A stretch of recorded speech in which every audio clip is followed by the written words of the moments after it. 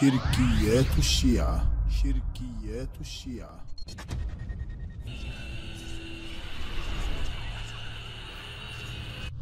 وما خلقت الجن والإنس إلا ليعبدون، يقول سيد الشهداء عليه السلام: إلا ليعرفون.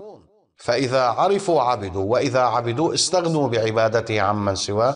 فقيل له صلوات الله وسلامه عليه: وما معنى العبودية؟ قال: معرفة كل أهل زمان إمامهم، وبذلك تتم العبودية، وبذلك تتم العبودية، لأن أهل كل زمان معرفتهم بالإمام هي معرفة الله سبحانه وتعالى.